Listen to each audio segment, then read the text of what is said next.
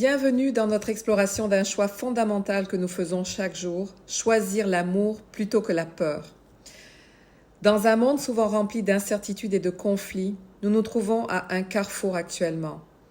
Pour des chefs d'entreprise et entrepreneurs, ce choix a des implications profondes, non seulement sur leur bien-être personnel, mais aussi sur leur succès de leur entreprise.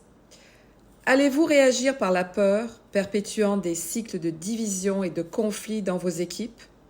Ou allez-vous répondre par l'amour, ouvrant de nouvelles possibilités de connexion, d'innovation, de créativité et de croissance financière? Chaque jour, nous faisons d'innombrables micro-choix, souvent sans même y penser.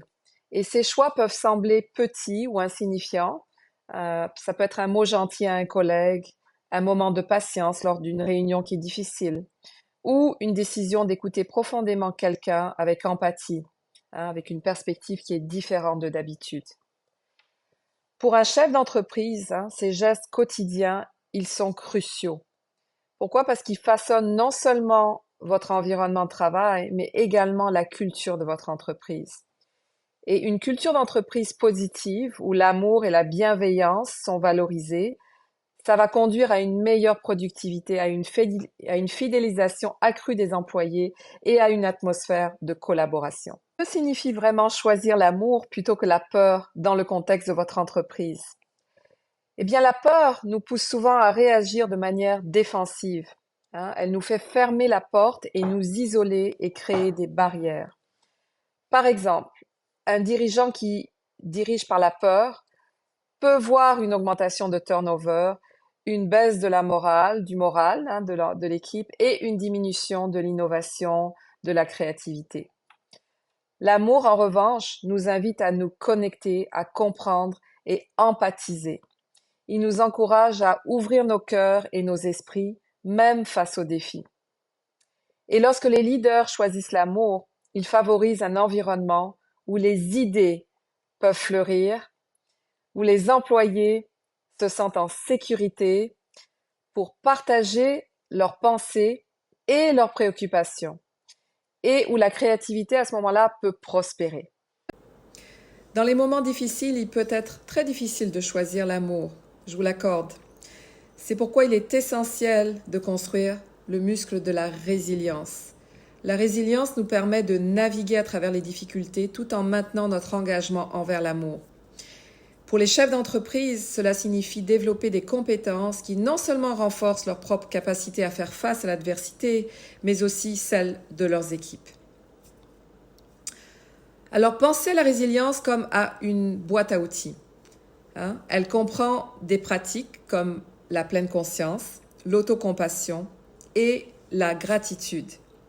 En intégrant ces outils dans votre leadership, vous allez pouvoir répondre à la peur avec compréhension et compassion plutôt que de réagir impulsivement. Choisissez le dialogue plutôt que l'isolement, la générosité plutôt que l'état de manque, la conciliation plutôt que de vouloir avoir raison à tout prix. Alors je vous donne un exemple concret. Un dirigeant qui fait preuve d'empathie en écoutant les préoccupations de ses employés pendant une période de crise, il va inspirer confiance. Et cette confiance, à son tour, crée un environnement où chacun se sent valorisé et motivé à contribuer dans l'équipe.